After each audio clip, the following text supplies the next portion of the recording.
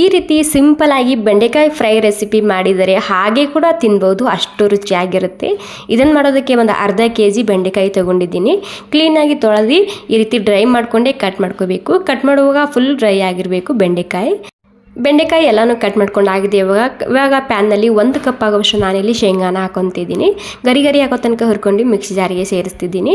ಧನಿಯಾ ಪುಡಿ, ರೆಡ್ ಖಾರದ ಪುಡಿ, ಅರಿಶಿನ, ಹಾಗೆ ರುಚಿಗೆ ಬೇಕಾದಷ್ಟು ಉಪ್ಪು, 1-2 ಗಡ್ಡೆ ಬೆಳ್ಳುಳ್ಳಿ ಹಾಕ್ತಿದ್ದೀನಿ. ಎಲ್ಲನೂ ಸೇರಿಸಿ ಈ ರೀತಿ ತರಿತರಿಯಾಗಿ ರುಬ್ಕೊಂಡು ತೊಗೋಬೇಕು. ನಂತರ ಒಂದು 5 ಚಮಚ ಎಣ್ಣೆ ಹಾಕ್ಕೊಂಡು ಬೆಂಡೆಕಾಯಿನ ಚೆನ್ನಾಗಿ ಹುರ್ಕೊಂಡು ತೊಗೋಬೇಕು. ಮೊದಲಿಗೆ ಹುರಿಯುವಾಗ ನಾನಿಲ್ಲಿ ಒಂದು ಅರ್ಧ ನಿಂಬೆಹಣ್ಣಿನ ರಸನ ಹಾಕ್ತಿದ್ದೀನಿ. ಬೇಗ ಹುರಿಯುತ್ತೆ, ಹಾಗೆ ರುಚಿ ಕೂಡ ಹೆಚ್ಚಾಗುತ್ತೆ. ಮತ್ತು ಬೆಂಡೆಕಾಯಿ ಹೈ ಫ್ಲೇಮ್ದಲ್ಲೇ ಹುರ್ಕೋಬೇಕು. ಇವಾಗ ಬೆಂಡೆಕಾಯಿ ಹುರ್ಕೊಂಡಾಗಿದೆ. ಇನ್ನೊಂದು ಕಡಾಯಿನಲ್ಲಿ ಒಂದು 2-3 ಚಮಚ ಎಣ್ಣೆ ಬಿಸಿ ಆದಮೇಲೆ ಜೀರಿಗೆ, ಇಂಗು, ಕರಿಬೇವಿನ ಸೊಪ್ಪು ಹಾಕೊಂಡಿನಿ. ಕರಿಬೇವಿನ ಸೊಪ್ಪು ಸ್ವಲ್ಪ ಜಾಸ್ತಿನೇ ಇರಲಿ. ಹಾಗೆ ಕರಿಬೇವಿನ ಸೊಪ್ಪು ಗರಿ ಆದಮೇಲೆ ಈ ಪೌಡ್ರನ್ನ ಹಾಕ್ಕೊಂಡಿನಿ. ಈ ಪೌಡರ್ ಹಾಕಿದ ಮೇಲೆ ಒಂದು 2 ನಿಮಿಷ ಹುರ್ಕೋಬೇಕು. ನಂತರ ಬೆಂಡೆಕಾಯಿ ಹಾಕ್ಕೊಂಡು ಒಂದು 3 ನಿಮಿಷ ಮಿಕ್ಸ್ ಮಾಡ್ಕೊಂಡು ತೊಗೊಂಡ್ರೆ ಸಾಕು. ಸೂಪರ್ ಆಗಿರುವಂತಹ ಬೆಂಡೆಕಾಯಿ ಫ್ರೈ ರೆಸಿಪಿ ರೆಡಿಯಾಗುತ್ತೆ.